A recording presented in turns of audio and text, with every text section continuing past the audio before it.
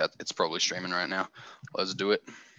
Okay, so welcome to Strategy Session 4, the rise and decline of Bronze Age civilizations. This is going to be part one of two parts. Today we're going to talk about regional. We're going to discuss. Okay, so hold on. It's stupid how it does that. It like starts the stream and plays it. That's fine. No worries here. Okay, but so this is going to be the first of two parts, and in this part we're going to discuss a regional timeline.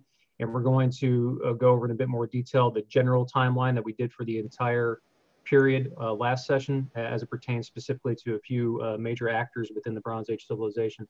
So this is the only thing I'm really going to read off the paper verbatim, just so we all can have it's a pretty important preface, a way to start this discussion. The Bronze Age, we're looking for the period between 3300 and 300 BC.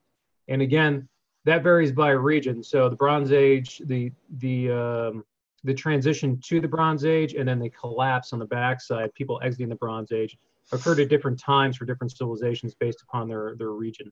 But generally speaking, 3300 to 300 BC is when the Bronze Age, when major civilizations enter the Bronze Age, when they reach the zenith of the Bronze Age around the world. It's a period in history preceded by the Stone Age and followed by classic antiquity. It's characterized by the rise of civilizations that create and use, and here's the important parts, and this is why I want to have it up so we can see it. These items I put in bold print, these are what distinguish the Bronze Age from any other period in history. We see the first use of bronze tools and weapons, and that's due to the discovery of smelting, specifically copper smelting, which they had discovered during the earlier Chalcolithic period in the Stone Age. But people had also discovered tin and the ability to smelt tin, extract that from ore, and incorporate that into copper. And the combination of copper and tin results in an alloy called bronze, which is much stronger and holds a finer edge than copper by itself. We also see the emergence of proto-written languages. And when we're talking about proto-written languages, these are the earliest forms of written language that have come down through the ages to influence many of the languages we have today. Some of the most notable languages we're talking about here, we've referenced it a few times before in our discussions, but cuneiform or cuneiform is a Sumerian language that's impressed in clay tablets and provides us some of our earliest historical records of the period. Also among this group, we have Linear A, which is a language that sprang from the Mediterranean region with the Minoans and Mycenaeans, which we'll talk about a little bit. Interestingly enough, Linear A is still undecipherable. There are still many scholars and historians and linguists that are still attempting to decipher that language. But what we do know of it is it provided the linguistic foundation for ancient Greek, and before that, Linear B. So, and then there's a lot of other written languages that evolve around different areas of the world that will eventually lay the foundation for more sophisticated languages that we see and we use today. We also see the emergence of year-round agriculture, and what I mean by that is, around 6000 BC. Can I just ask a question, just quick? Sure. What does proto mean again? Proto basically means the first. New. It's something that like prototype, right? Yeah, prototype. Yeah, exactly, like a prototype. So it's not necessarily the refined final version of it or the complete operational version, but proto. Proto-written languages, right? Okay. Exactly. So up until this point, people have been using oral histories and talking forever, pictographs, hieroglyphics, things of that nature. But we're actually seeing the emergence of alphabets and letters, things of that nature. We also see the emergence of year-round agriculture.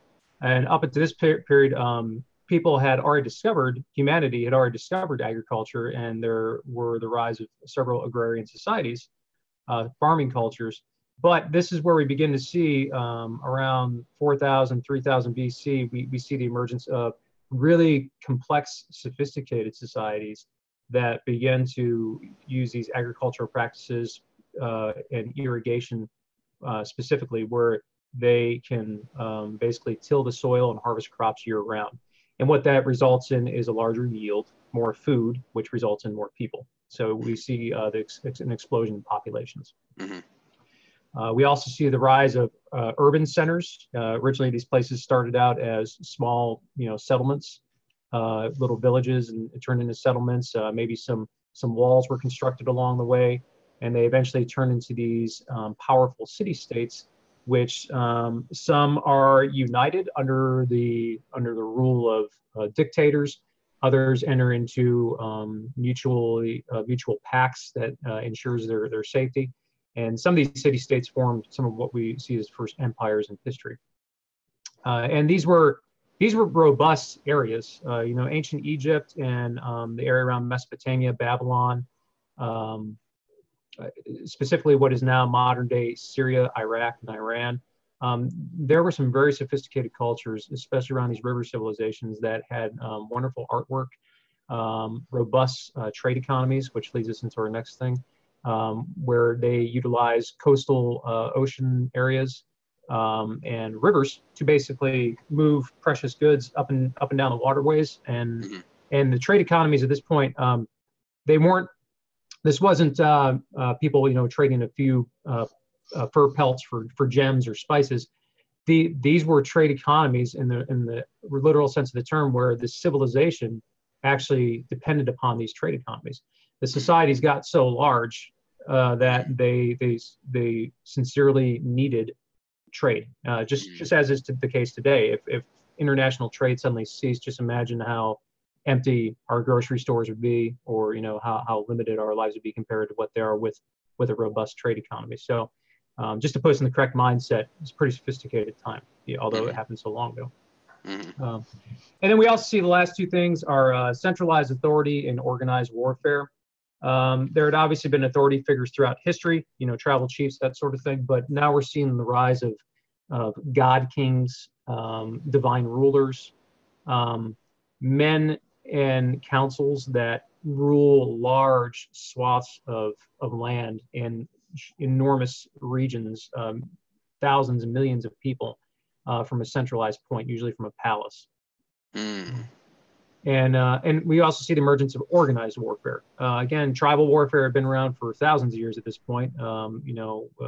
Raiding parties trying to basically invade neighboring camps for resources, for slaves, things of that nature. But this is where we see the emergence of standing armies, standing professional soldiers that are beginning to use more complex tactical formations and strategy, and weapons of a more elaborate nature than what we've seen in the past. We also see the conscription, where these dictators and these god kings begin to forcibly enlist their populations into the army, so that they can expand their empires and conquer their neighbors. So that's the beginning of the period that we're looking at. Again, in step 2 here, I just want to highlight that this is on the tail end of the late Stone Age period, the Chalcolithic period, which literally translates to copper, because people had discovered and learned how to refine and use tin and mix that with copper, which gives us bronze. And the period ends on a very mysterious note, and is one of the most fascinating things in historical studies for me personally. It's talked about a great deal. You can Google it and find a lot of great sources on it. But around 1177 BC, that's the approximate date based upon archaeological evidence and written records, that humanity entered its first dark age. Not the one that we associate with the Middle Ages, but this was a true dark age in every sense of the term, from about 1100 to 900 BC, where all these major advances that these cultures had made in the Bronze Age, artwork, the written word, trade, commerce, written laws, population growth, all these things that we see flourish during the Bronze Age suddenly come to a stop. And no one is exactly sure why. But we'll talk about it at the end of this in a little more detail, some of the theories that are associated with it. Any questions on that? No. Okay. So what I'll do now is we're going to kind of move through this regional timeline pretty quickly, because we did discuss it in generalities in the last lecture, but this one's a little more specific, but I'm just going to point out some of these areas.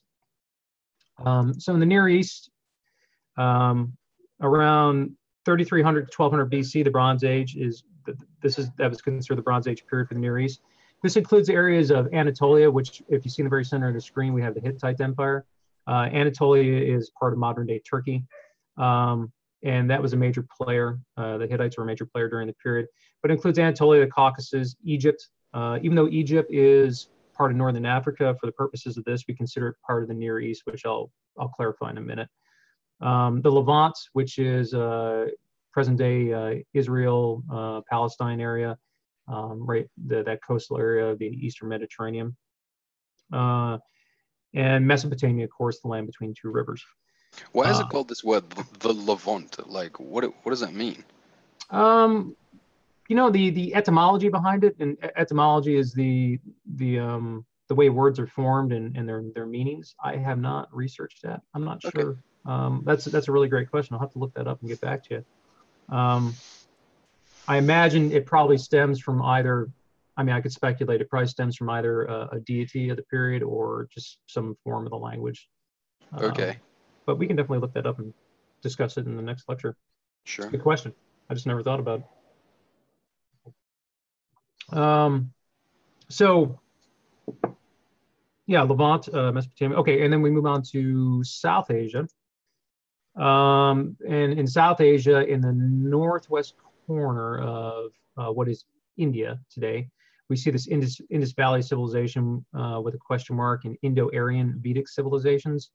The top one, the Indo-Aryan Vedic civilizations, they were a combination of people that migrated from further north and kind of merged with this Indus Valley civilization. They came to prominence a little later than the Indus Valley civilizations. But this time period was basically 3300 to 1200 BC, right around the same time frame. And we see the rise of a major civilization around the Indus River Valley. And then we see migrating civilizations from the northern plains integrating with these people on various levels to give rise to some very powerful and influential cultures in that area. Mm. In Europe, around 3200 to 600 BC is when we see the Bronze Age. We see societies and civilizations in this area entering and exiting the Bronze Age at various time frames. But this also includes parts of the northern Mediterranean, parts of the Caucasus, Minoan Civilization and Mycenaean Civilization, which are located in the Aegean here. Mm. See if I can get a better view of that. I should maybe give. I have a map. I have a link that we can zoom in on later. But basically, the Aegean Sea, right between Turkey, right between Turkey and Greece, right here, Aegean Greek civilization. We see the emergence of the Mycenaeans and the Minoans. The Minoans were an island civilization that lived essentially on Crete, and the Mycenaeans were they occupy what is now modern-day Greece. They were the ancestors of the Hellens, of Hellenistic Greece, Hellenic Greece. And then there's a number of other cultures in here, Teutonic cultures, Nordic Bronze Age cultures. There's a long, long list, but not to do them a disservice, I'm just going to limit our focus to a few of the aforementioned cultures because we're really focusing on the military aspects of it and organized military players and actors during the period, not necessarily the cultural or artistic contributions of other societies. Mm-hmm. And in East Asia, we see the rise of, this map is a little further along with the Shang civilization and the Wu people, but prior to that, in as early as 4000 BC, there are a number of small tribal cultures that rise, which will eventually establish some of the later, they will compete for power and will eventually establish some of the later dynasties that we're familiar with in China, as far back as 3500 to 4000 BC is when we see some of the earliest archaeological evidence of some of the first Chinese dynasties, which it's debated among historians and archaeologists. We'll get into that in the details of a few minutes, but when we're talking about Eastern Asia, we're primarily focusing on China, although there were, of course, people living in what is now Korea and Japan and Indonesia, and further south down here in the Austronesian areas. The reason we're not going to discuss these areas in great detail is because during this period, during the Bronze Age, a lot of these societies were developmentally behind the major societies of the period, primarily due to a lack of resources and a lack of sustained agriculture.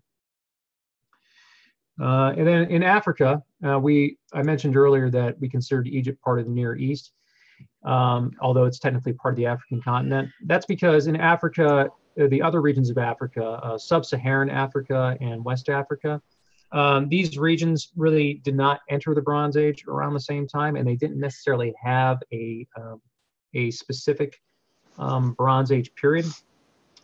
Western African cultures, for instance, in the Western African cereal farmer area over here, when you're looking at the map, they discovered copper and iron smelting at a later period around 1000 BC, between 800 and 1000 BC. And there's some debate on whether the people that lived there discovered it on their own or if it was introduced by foreign cultures. But at the major point is the cultures here, the archaeological evidence points to the fact that they started manipulating metals at a much later period than the rest of the world.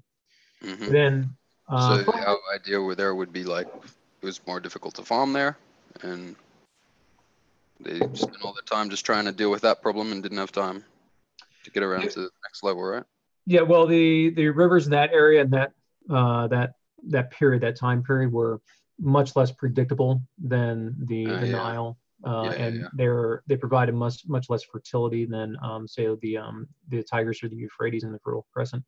But what really put these people behind the eight ball, so to speak, when it comes to technology and the emergence of Bronze Age tools and weaponry, is not only a lack of resources, not only in density but quality.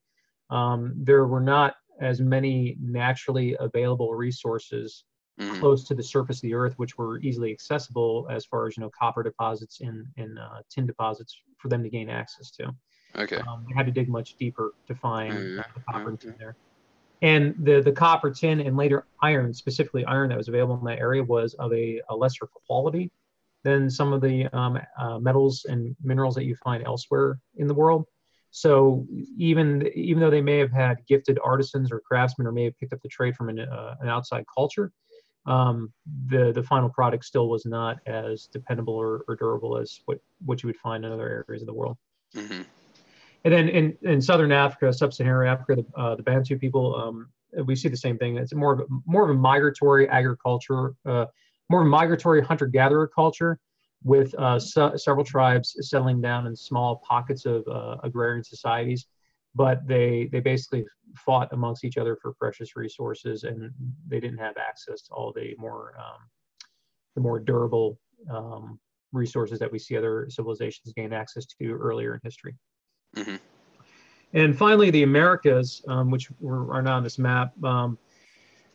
There's some debate in the Americas about when cultures, if they even experienced a Bronze Age in the Americas. In North America, for instance, there was no distinguishable Bronze Age for almost all the Native American cultures there.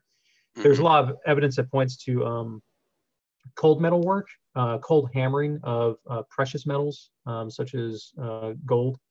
And there's a lot of ornate archaeological evidence, a lot of jewelry and things of that nature. But there's no evidence to suggest that these cultures were, digging mines or basically smelting metal to produce tools and weapons. With the exception of South America, in parts of pre-Columbian South America, there is some research that indicates that some societies, what eventually became the Inca Empire, that they did that copper was available closer to the surface. It was more accessible, and that they did learn how to smelt copper. Although, yes. For the most part, when Europeans came, these people weren't really, maybe they were slightly into copper, but at least not very. Yeah, well, by the time the Europeans arrived, they had already mastered the use of iron and, to an extent, steel. Oh, okay. Okay, yeah. Sorry. I thought I was interpreting it wrong. Like, I thought you said they just didn't get there. Okay. You're just saying they didn't get there at the same time as the rest of the world. Yeah, technologically, they never generally speaking, in the Americas, Native Americans never discovered the process of smelting and refining metals into tools and weapons as they did across parts of Eurasia and Europe. So consequently, what we see, and you're absolutely correct, is when Europeans did arrive in the New World late in the 15th century, they arrived at a technological level head and shoulders above anything that the Native Americans had, which led to their subsequent. So what technological level were they at? Were the South Americans at when the Europeans arrived? Well, from a military perspective, the Aztecs and the Mayans were the two major civilizations that, it was mostly the Aztecs that really clashed with the Europeans. And when we look back at their archaeological evidence, the weapons they used were, they had armors made of cloth and animal hides. Okay. That's not very good. Yeah, and the weapons they used were either made of stone, wood. They're more sophisticated, deadly weapons. Were made of obsidian, which is a type of I don't want to say gemstone. It's like it's a rock that can be chipped down into a very fine edge. Yeah. And obsidian daggers are very sharp and capable of inflicting a lot of harm. But again, that kind of pales in comparison to a conquistador marching through the jungle with a plate armor and an early type of musket on horseback nonetheless. So, and with cannon. So you can see how they were at a very significant disadvantage when it came to engaging Europeans on the battlefield. Okay, so that is just that was kind of basically revisiting where we were in our last lecture, just kind of focusing a little more. Any questions about that? And anything we covered in particular? Okay. I'm good. All right. So now let's take a look at some of the major Bronze Age civilizations. And I will put the disclaimer out, as I have in the past. There are numerous other civilizations that we are not necessarily going to discuss, because what we're focusing on here are military actors, because we're looking at this from a military history perspective, through the lens of military history.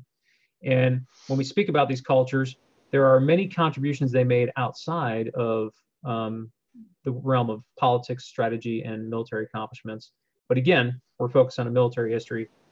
If you all have any questions outside the realm of military history and you want to look at the bigger picture, please feel free to ask. We can always look at that. But I'm just going to go through these major cultures and basically hit about 4 or 5 bullets, and we'll take it from there. Okay, so Egyptian Empire, ancient Egypt. Obviously one of the most influential cultures during the Bronze Age period. When everyone thinks of ancient Egypt, we think of the Great Pyramids and the pharaohs and the Nile River.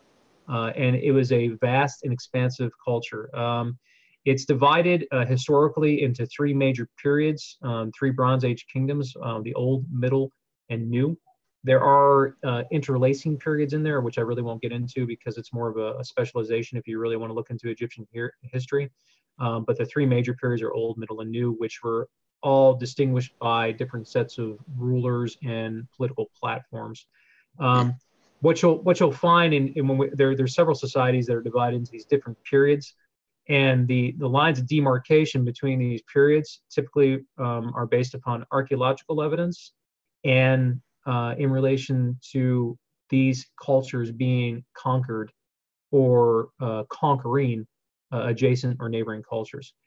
So, for instance, while the Egyptian Empire was very powerful, it did not reign supreme for its entire existence. At one point, it may have conquered a neighbor, and at another point, one of their neighbors may have conquered it. And that is what divides us between the different periods, Old, Middle, and New. The Egyptians were considered masters of the Nile, and they were led by pharaohs, which considered themselves god kings. They basically view themselves as deities that were delivered upon the planet to lead their people. Their military was very sophisticated and defended and expanded a massive trade empire. Egypt had gold.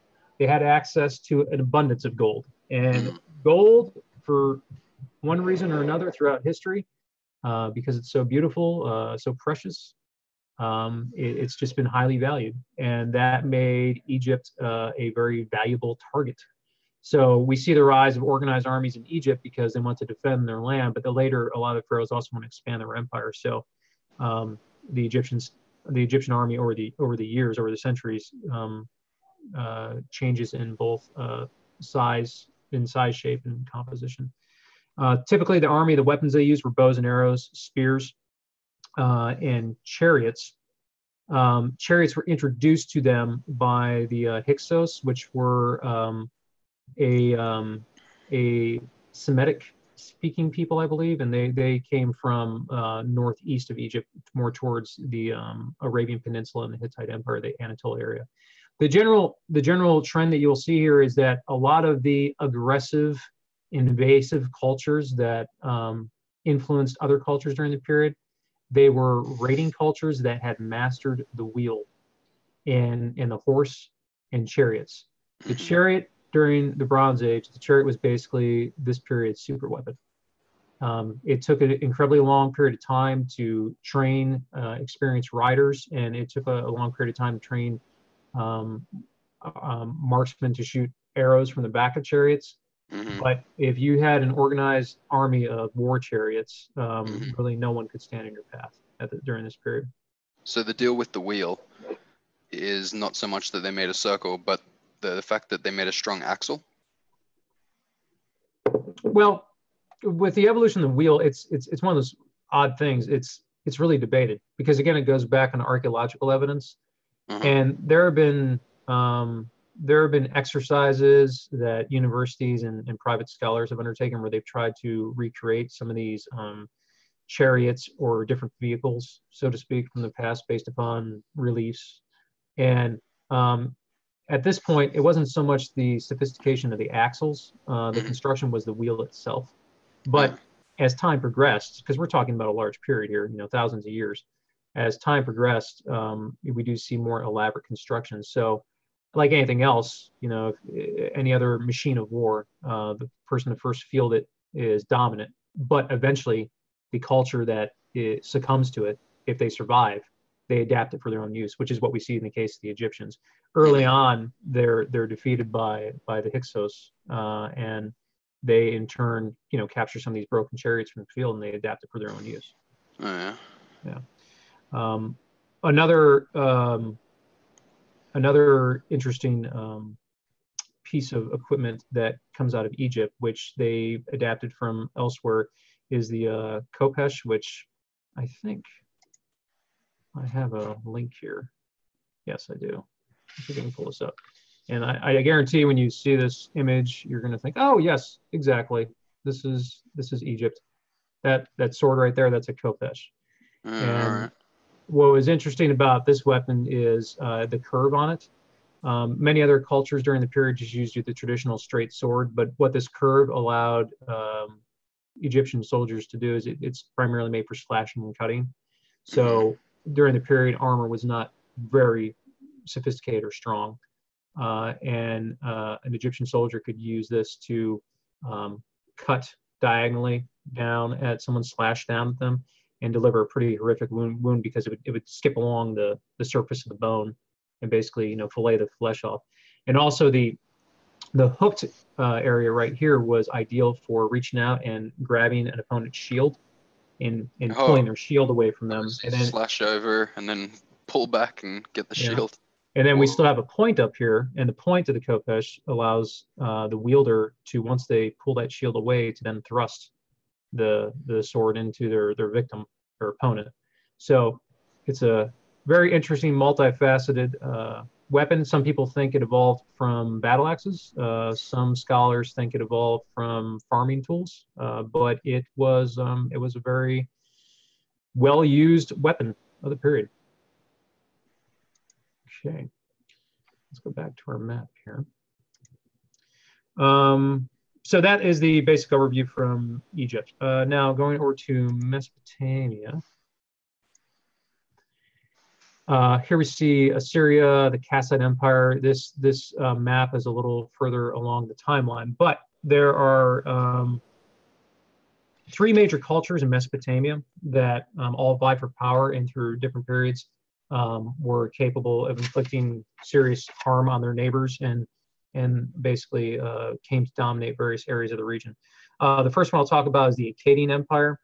The Akkadian Empire existed, it was one of the most short-lived empires from 2335 to 2154 BC. And it basically revolved entirely around one man, Sargon of Akkad, or Sargon the Great. But he came from the town of Akkad, and he forcibly united what was Sumer and Akkad. And basically, he was one of the first people to form a large empire, a dictatorship in this region.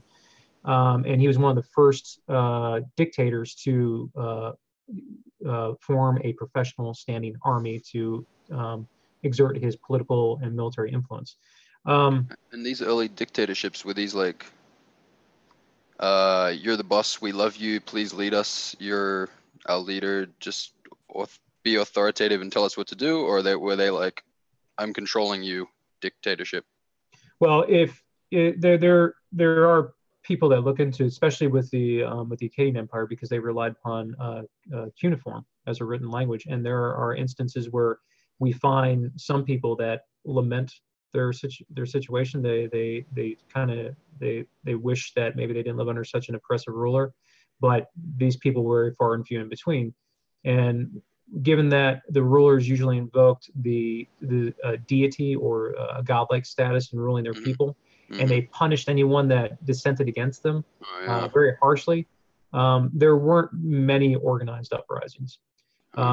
But rebellions nevertheless did occur, especially when if you're a dictator trying to combine different settlements, and you're trying to assimilate them into one culture and one empire. There's obviously going to be resistance. And that's why he formed a standing army, and no one could really stand before him. And he absorbed all these areas around Akkad and changed the very face of the cultures there, forcing all people to speak one language, forcing everyday people to serve in the army, making a centralized government where everything was recorded on these cuneiform tablets, and farmers were directed to plant X number of crops at a certain period of time. And if anyone opposed him, they would be made a public spectacle. Their public executions, very gruesome stuff. So it was a time when people ruled by a very forceful hand, especially Mesopotamia, because Mesopotamia was so contested. Yeah, right. It was so contested, right? So you reckon? Go ahead. Was it attack, assimilate, and then intimidate to keep the order? Exactly. Yeah, and intimidate. That's a very it's a very important aspect of it. And they made these punishments so gruesome that it would just strike utter fear into anyone that and as opposed to just punishing the individual that was trying to rebel against them, they would kill the entire family or kill friends and family. They would take these people and they would skin them, and they would take their skins, their hides, and plaster them around these columns, which would be situated at gates around the city. And you would have these columns that were basically wrapped in hides of human flesh. Just gruesome stuff that if you looked at, you're like, oh no, thank you. So it was a very hard time.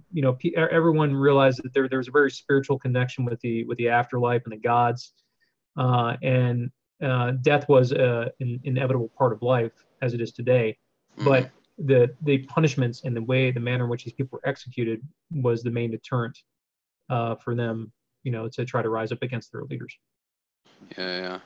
I'd be interested at one time, I don't know if it'd be this empire, but I'd be interested to see how some one person suddenly established a standing army. Like did they inspire them or oppress them, or how the hell did they manage to pull that one off? Well, that's exactly what Akkad did. Sargon of Akkad, and I believe I have a picture here. Let's pull this up. Right there. And this is a bronze bust from the period, and that is a helmet on his head. Yeah. And it's not, some people debate on whether this is actually Sargon, but the most likely answer is it is a bust of Sargon, and it's a very typical look for the period, so to speak. The way he maintained his facial hair and the accoutrements and the armor he's wearing and everything like that. And that's the interesting thing about the Akkadian Empire is it was one of the most short-lived but influential empires because everything revolved around this man. When he came into when he seized power, when he ascended to the throne, he instantly lashed out against his neighbors and realized that he needed to consolidate everyone under a common cultural and linguistic banner, and he did not tolerate any dissenters. When he eventually when he fell out of power, however, that's when we see the empire crumble because the neighboring cities that had been subjugated by him in the past realized that he was such an influential leader. His passing created a power vacuum, and we see adjacent cultures rush in to take over. Yeah, right. So they recognize that the area doesn't have leadership anymore, and it's weak and fragmented now. Exactly. So they're just basically top heavy. One gone. Yeah, this is a very top-heavy period. This is a period of extreme centralized authority, which we'll talk about, especially when we get over to Greece. But everything, everyday life, was ruled by either one figure thrust into their position through the power by virtue of a god, a deity, who maybe entrusted a small council or a small group of clerks to oversee certain. Well, they had. This is where we see the rise of clerical administrative billets, because everything had to be administered from a centralized location, and they would send different people out to direct everyday people to do everything to the most exact degree, especially when it came to crops, because when it came to planting crops, harvesting crops, that was such a vital part of society and food to maintain these civilizations that we see a lot of centralized control over planting methods, planting rotations, things of that nature. But we also see tributes and monies gathered in centralized locations. So yeah, very, very centralized period. That's one of the distinguishing characteristics of this period. We're talking about centralized authority. Okay, so the Mesopotamians, they used chariots as well. They also used early phalanx formations, which we more associate with Greece, but we have men that line up in rows with interlocking shields, and they rely upon the use of spears and advance upon their enemy with shock tactics. And this is one of the first armies where we see the mass use, the mass production and distribution and use of helmets and armor cloaks, and these very distinctive helmets that they took with them in the battle, which gave them a significant advantage over their adversaries. The Assyrian Empire was a neighboring empire that existed relatively during the same time frame, 2025 to 1750. Its capital city was Ashur. It's actually Assur is mentioned in the Bible in Genesis, and it in the biblical in the creative version of it, I don't want to say mythological, but in the version in Genesis, the story is that the city was founded by the grandson of Noah. And then from a more academic perspective, people think that the city simply got its name from a deity of the period, a pagan deity that they worshipped. But like Egypt, the Assyrian Empire was divided into three periods: Old, Middle, and Late. The Late period is called the Neo-Assyrian Empire, and that's when it probably reached its military zenith and when it was the most powerful. It was a major early trading hub of the ancient world because this particular area, Assyria, had some of the most abundant tin deposits. Their tin was located elsewhere in the world, but it's a very, generally speaking, compared to other resources, it's a very scarce element, or very scarce resource. It's on the availability of it is comparable to I've heard like uranium, to give you an idea. Tin is not that common. So anyone that had a tin deposit within their vicinity or borders was a target for foreign invasions, and they had to guard tin very carefully, because once people learned how to incorporate tin into copper, obviously, if you invade someone and you have bronze weapons and they're still using copper weapons, that's a very significant advantage. They, like I said, they reached their military zenith in the later part of the period under the Neo-Assyrian Empire, under the king Assur-nasir-apal. I always get hung up on that one. Assur-nasir-apal, I think is how you say it. The second. And that's when you see a lot of expansion on their part. And they had a very powerful army for two reasons. They had some of the best marksmen, the best archers during the period, that were capable of delivering massive volleys of arrows, and they're also able of delivering arrows off of chariots and off of horseback with great accuracy. And they were also the first culture to use siege engines, which siege engine, are you all familiar with what a siege engine is? I guess not. Siege engine, I don't know. Yeah, it's a general term. A siege engine can be anything as simple as a battering ram, all the way up to a very complex armored tower where soldiers will sit in it and rain arrows down upon people on the other side of the wall. Siege engines are also considered catapults, things of that nature. So the emergence of siege warfare, we associate that with medieval Europe and the Latin states in Europe in a much later time, where we're talking about castles and fortresses.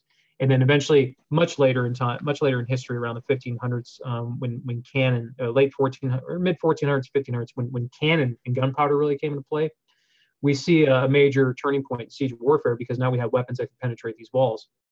But all before that, historians initially really didn't think that siege warfare was a part of the Bronze Age or ancient history, until the archaeologists started uncovering these reliefs and some interesting texts, some documents, where we see the use of these contraptions. And if you look in the middle of this picture here, there's something that kind of looks like has wheels, and it's covered right there. They constructed these towers, and they would basically build these earthen ramps, and they would roll the towers up to the walls of the city, and they would have ladders and constructs on them that would crash down on top of the walls and allow troops to hop over the walls or shoot arrows down upon the people that they were sieging. Yeah. So it's a very significant development, because these guys, the Assyrian Empire, used sappers, which were men specifically trained to dig tunnels up to walls or build ramps or overcome walls, and use these siege engines and their archers to invade and overtake foreign cities. Up into the Assyrians, walls were the predominant and end all be all in defensive fortifications. If you built a wall that was high enough and thick enough, no one could touch you. But eventually they developed these means to overcome and scale walls and launch projectiles into the city, which of course resulted in them becoming military authorities and powerful empires of the period. All right, and let's see, moving on. Well, and we're still back at like 1000 BC or 500 BC at the moment. The evolution of that, it's from basically 2000 BC, and then the Neo-Assyrian Empire occurred a bit later. But we're talking, first millennium BC, so it's very impressive stuff.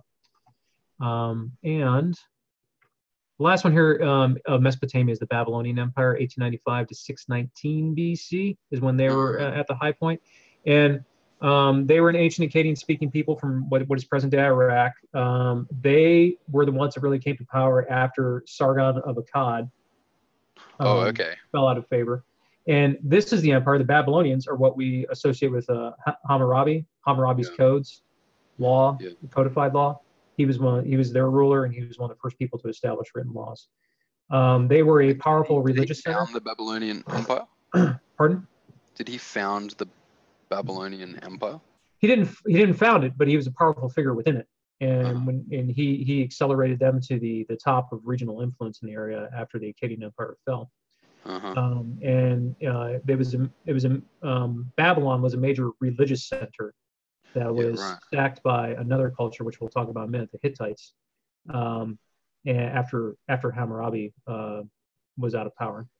And they basically, the way they came to power militarily is they took their neighboring culture, the Akkadian Empire. When Sargon was no longer in power and the Akkadian Empire started to go in decline, the Babylonians looked over and said, well, hey, they're doing this with their weapons and armor, and they have great ideas with chariots. Let's just do exactly what they were doing and turn it on them. Yeah. And that's pretty much what they did now. They came to power. Did they have a religion? They did, and during this period, we're well before. Obviously, we're in BC, so we're well before monotheism. These people believed in all these people in these regions. They believed in what would be considered pagan gods by Christians. They believed in spiritual deities, not necessarily pantheons of gods. There weren't some of these cultures didn't necessarily recognize multiple gods in the sense that there were gods, working in unison with one another in a mystical place to influence man. But there were these individual deities that most of them were very cross with humanity. They were very cruel unless you worship them, and then they would be benevolent. So that's why people built temples and altars to worship these gods, because they thought that every natural calamity that befell their culture was a result of displeasing these gods. And the way rulers positioned themselves in a point of power is they said, well, this particular god, Naratu, for instance, he spoke to me and he put me here to lead you. And if you don't make me your ruler, then great tragedy will befall this place. And they were just brutal people, and they ruled with an iron fist. So back then, if you wanted to be chairman of the board, you basically slit the throat of the guy sitting in that seat, and you took the seat of power. But we also see once these men introduce the concept of their leadership being endorsed by deities and gods, that's where we start to see families, familial ties develop in regard to leadership. And we see these legacies where now, instead of tribal chiefs fighting for dethroning the current ruler, we see fathers place their sons in a position of power so that their lineage can be assured down the road. And that's why we start to see the emergence of figures that bear, there's the seconds and the thirds and so forth like that, because we see a lineage of rulers. Okay, moving on to Anatolia. And we're going to try to run through this because we still have a bit to cover here. Anatolia, of course, is the area of the Hittite Empire, which is modern-day Turkey, across the Aegean Sea from Greece.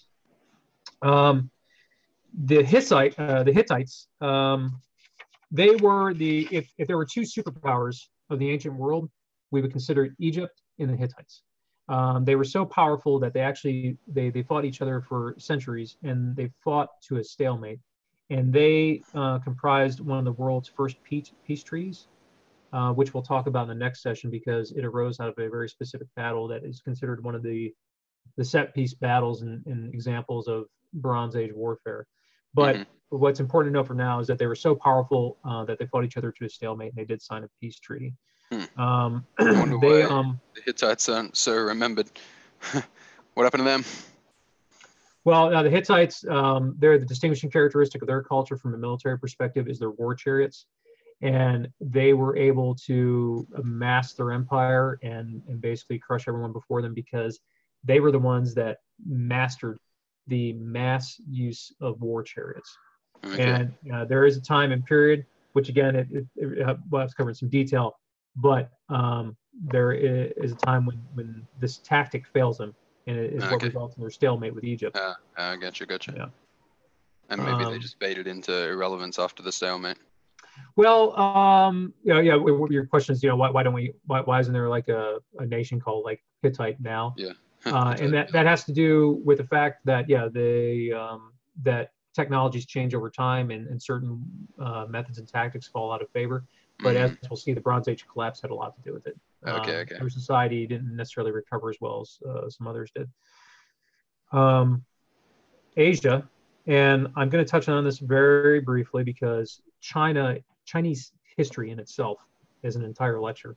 But during this period, during the Bronze Age period, we're going to talk, we see 3 dynasties, and I'm going to pull up, and they're all based around this area here, around the Yellow River, where you see the Shang civilization. Because like other parts of the world, it's river societies and river civilizations or coastal societies, but more specifically river civilizations, because you see the fresh water, the fertility, the ability to transport goods. These are the civilizations that settle down, become agrarian, and we see, you know, explosive population growth. And Beijing was in the Shang Dynasty there, right? I'm sorry? They had Beijing. Beijing was always like the capital of China, was it? No, the capital of China, and that's in Chinese history is very complex. Beijing, obviously, it did play a part, but what we consider China has changed. The borders have changed vastly over time, and there's times when different states vied for power, and it became much more decentralized than the rest of the world. And then there were times when all of China looked inward towards a emperor that ruled by divine mandate, the mandate from heaven. But even though they recognized the emperor as a divine leader, these warlords still vied for power amongst one another in their individual states. But that is something that occurs later in the Zhou dynasty, which I'll talk about here in a minute. But the Xia dynasty, which is spelled XIA, it's pronounced Xia dynasty, was 2200 to 1800 BC. And this is where we see the creation mythology of Chinese culture. The Chinese government swears it's concrete, and there's definite evidence that this Xia dynasty existed very long ago. And this is where we see a lot of the claims that people, advocates for China, the supremacy of Chinese culture will say that, oh, well, the Chinese culture has been a unified culture in existence for, you know, almost 5,000 years, longer than any other society on earth. But there's a lot of academic conjecture and debate over that. Point is, this was the Xia dynasty is generally considered the first dynasty of China, but it's all recalled strictly through archaeological evidence. There wasn't written word yet. It was supposedly born out of one victorious tribe led by Yu the Great, right around the Yellow River in eastern China. And he was eventually overthrown by a king named Tang. And he was Tang was the first king of the Shang Dynasty. The Shang Dynasty was 1600 to 1046. This is when we see the emergence of basic written words. And we see mass conscription, the rise of large armies, the introduction of chariots, which we think probably came from the Central Asian steppes and some of these other societies that already started using chariots. Their weapons were very distinct in that they used a lot of spears and pole arms. I'm sure you're familiar with some of these. And they all have, of course, their own specific names, which I don't want to butcher in Chinese, but spears, pole axes, pole-based dagger axes, Mao, Yu, Gi.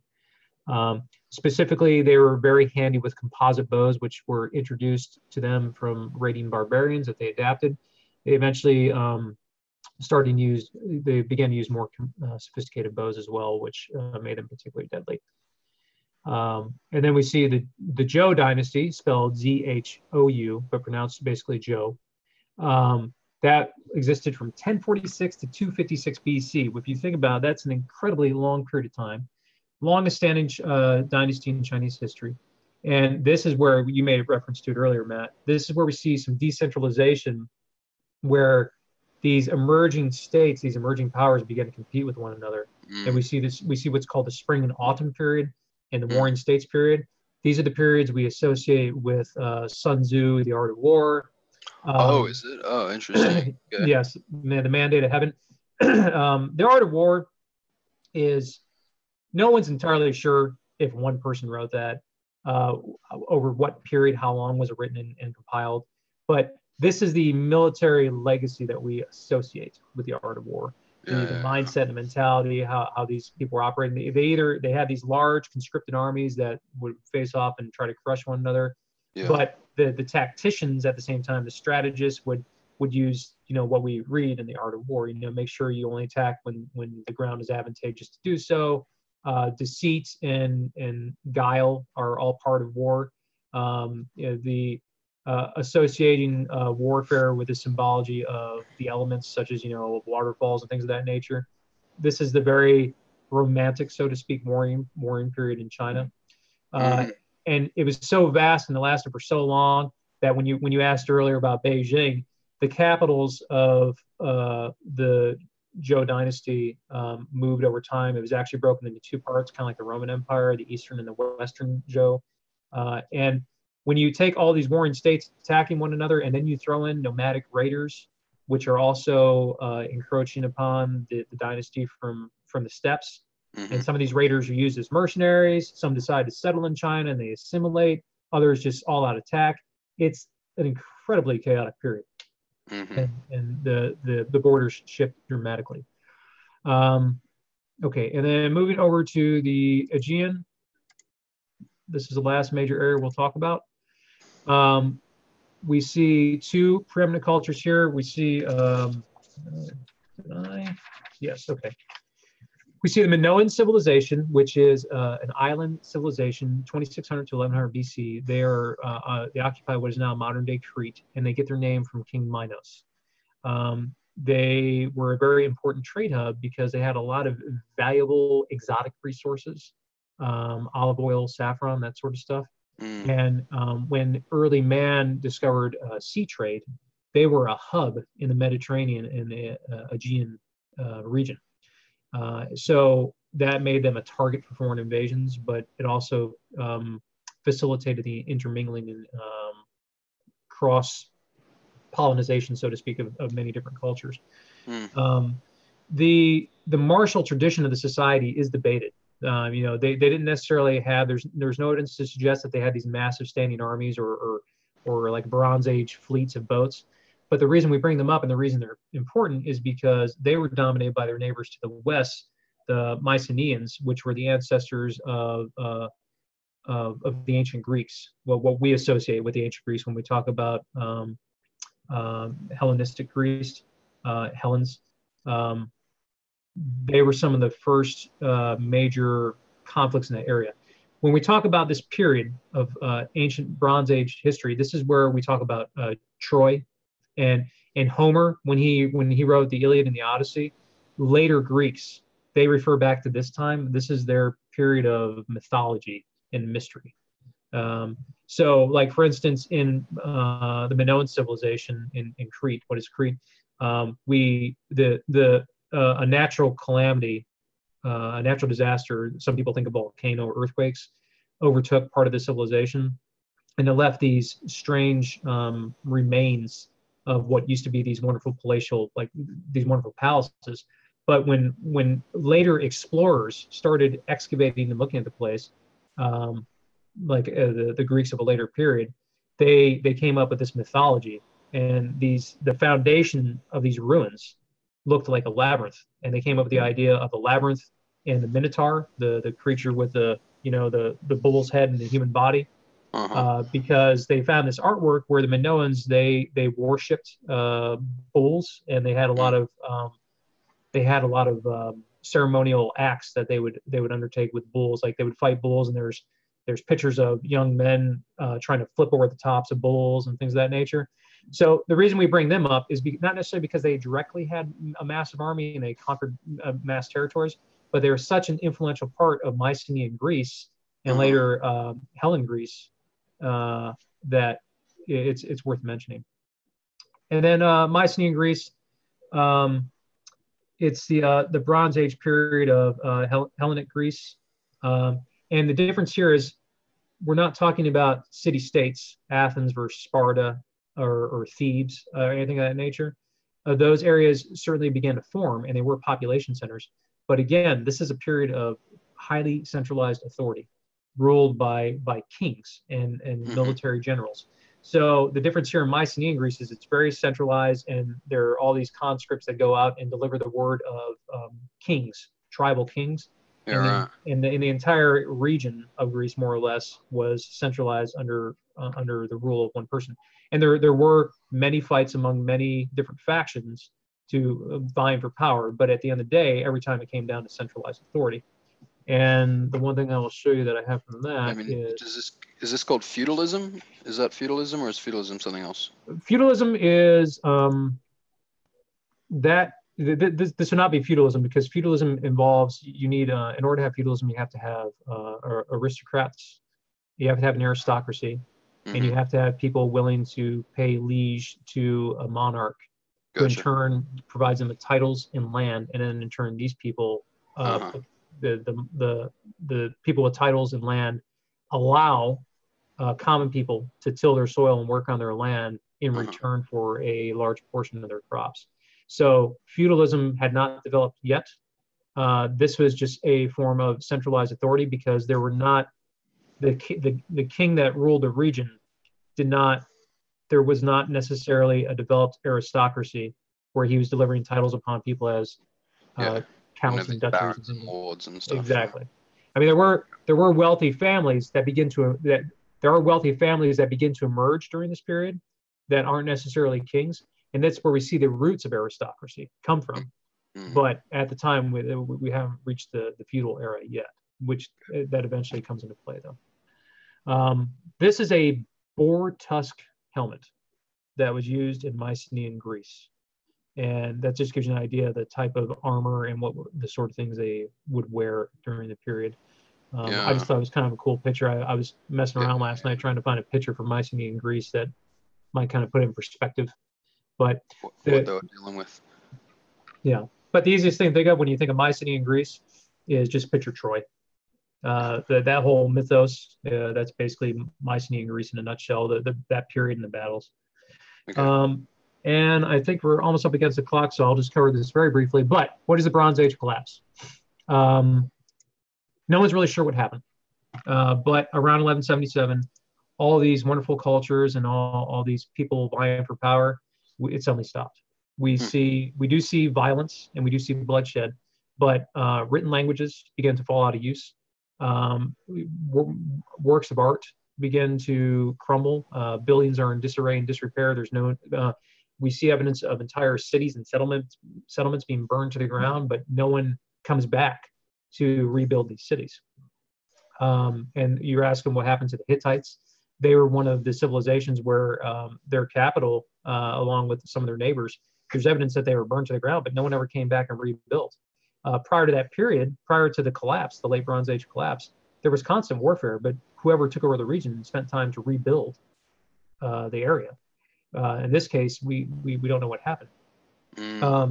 And there's some evidence to suggest that there are some people that came from the sea, which creatively enough, historians and archaeologists call them the sea people, which they think maybe they came from outside of the Mediterranean or far, far west in the Mediterranean, like from the Iberian Peninsula. And they think that the reason they think there's some evidence, the Egyptians have some written records of conquering some people from the sea or repelling some people from the sea, whereas the rest of the world, we see these razed and destroyed cities that aren't rebuilt, but we see new settlements further inland, further in the mountains at higher elevations. So it appears that people migrated to higher elevations further inland to escape something that was coming from the sea. That, combined with some accounts of the period of these aggressive forces, amphibious forces invading from the sea, lead a lot of people to think that this mysterious group, this mysterious civilization, this very powerful civilization, invaded from the sea and basically wiped out a lot of the long-standing civilizations in the Bronze Age. But the different sides of that theory are that there's a symptomatic view of it and there's a causal view of it. What was there? In other words, was the collapse of the Bronze Age a symptom of some bigger problem, or was there a specific cause that precipitated the collapse of the Bronze Age? So one way we can look at it is, you have the rise of these massive civilizations due to agriculture, because there's an agricultural explosion, the populations rise, and we see diversified labor. But in order to sustain these cultures, now we have to have a group of dedicated farmers. Well, what happens when the farmers who receive very specific directions from their leadership, when the leadership up top crumbles due to disease or war or whatever, and they're not being told on a very specific basis when to plant the crops, where to plant the crops, what happens to the crops? Well, they start drying up and going away. What happens when you have a lack of food? Well, now you see famine, disease, population being decimated. Yeah. And so, that's just one example. Some other people think that because of the robust trade network, maybe diseases were introduced, similar to like the Black Plague that killed off millions of people and led to the collapse.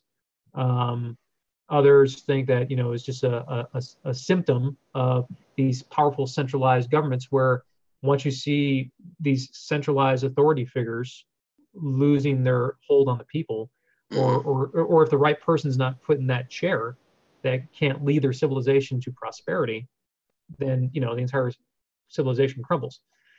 So yeah, it's a lot to think about. But at the end of the day, what we need to realize is this period ends very abruptly, very darkly, and humanity is cast in dark for a few hundred years. All these great advances that we've seen. Oh, it didn't even pick up that quick. All right. Yeah, and we don't see the reemergence of sophisticated societies that rely upon robust trade, written word, philosophy. We don't see that until we go to classic antiquity and we look at classic Greece, the Greco-Roman period.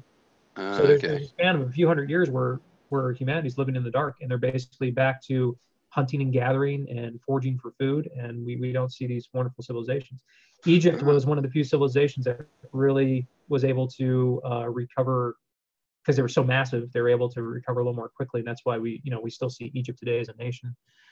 China, on the other hand, was insulated from this, and that's why we saw some of the later dynasties, why they were able to persist for so long. That for whatever one reason or another, maybe they're insulated from the raiding of these sea people because of their distance from the supposed source over here in the Western Mediterranean. Okay then. Okay, great. Wow. Super interesting. Yeah. Really so good stuff. Again, whirlwind tour of the Bronze Age.